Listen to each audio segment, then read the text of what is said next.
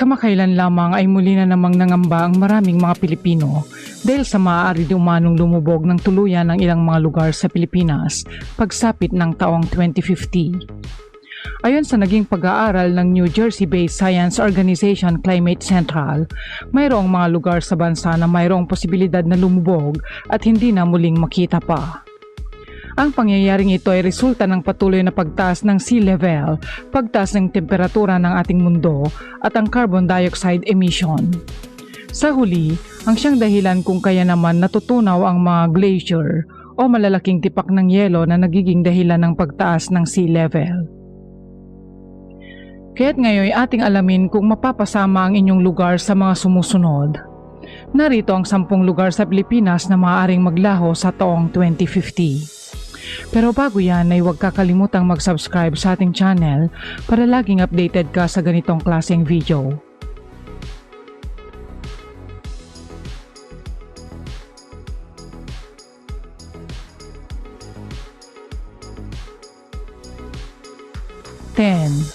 Manila City. Madaling lumubog sa tubig ang kabisera ng Pilipinas batay sa inilabas na pananaliksik at pag-aaral ng Geophysical Center.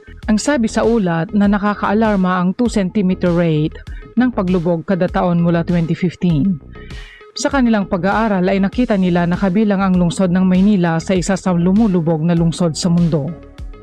Narito ang inilabas na map simulation ng mga eksperto na nagpapakita ng kahinatnan ng Maynila sa taong 2050. Pinapakita rin dito ang mga particular na lugar sa Maynila na maaaring lumubog sa darating na dekada, lalo na ang mga mababang lugar sa lungsod.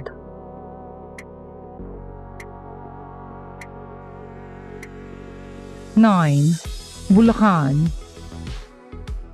Ayon sa pag-aaral, kasama ang probinsya ng Bulacan sa unti-unting lumulubog at maaaring tuluyang lumubog sa tubig sa susunod na mga dekada.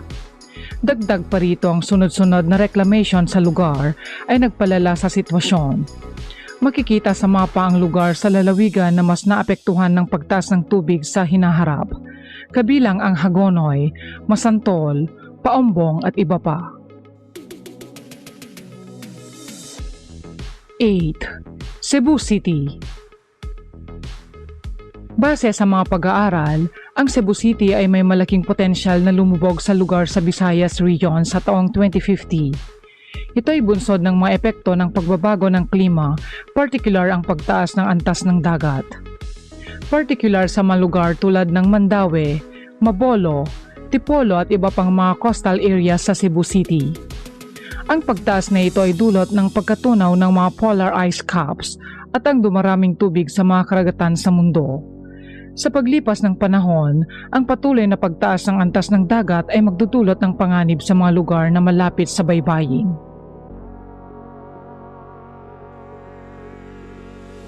7. Olongapo City.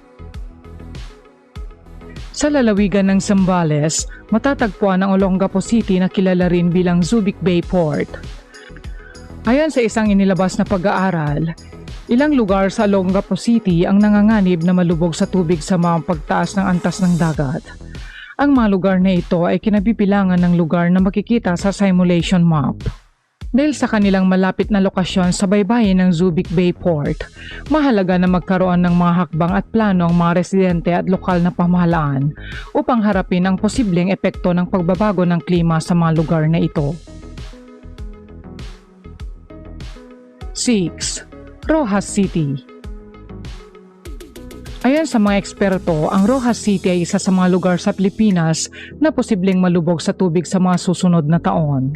Sa mga projection map, makikita ang isang malaking kulay pula na nagsasaad na ito ay prone sa pagtaas ng tubig sa lugar. Ang pagtaas ng antas ng tubig sa lugar ay isang malaking banta, hindi lamang sa mga residente kundi pati na rin sa mga industriya at ekonomiya ng lungsod. Ang pagtaas ng tubig sa mga baybayin at coastal areas ay isang epekto ng pagbabago ng klima at pag-iinit ng mundo. 5. Zamboanga City. Ang lungsod na matatagpuan sa peninsula ng Zamboanga ay tinatayang may humigit kumulang 1 milyong tao na naninirahan sa lugar.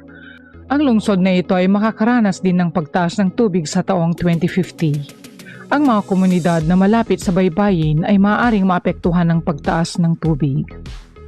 Narito ang map projection na inilabas ng mga eksperto. 4. Iloilo City. Ang lungsod na ito ay kilala sa mga makasaysayang simbahan at matatagpuan sa isla ng Panay, tahanan ng 500,000 katao batay sa 2020 census.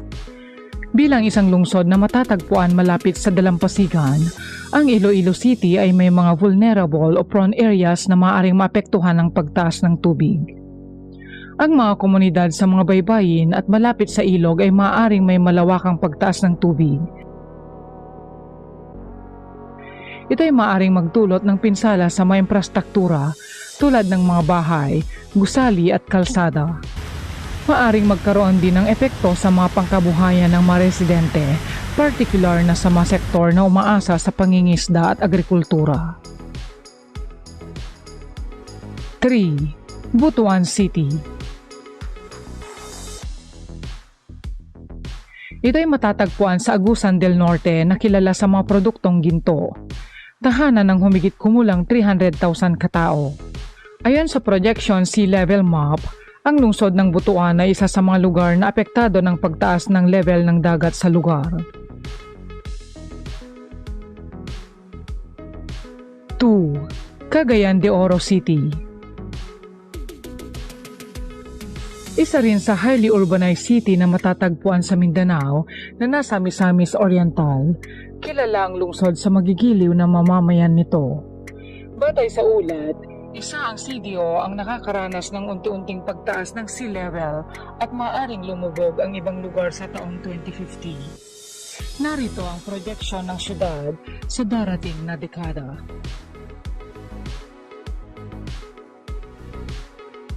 1. Iligan City. Ang Iligan City na kilala bilang Majestic Waterfalls ay napasama sa mga lugar o lungsod na kabilang sa pagtaas ng sea level sa lugar.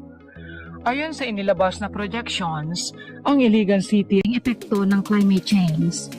Dito makikita sa projection map ang lagay ng sea level by the year 2050.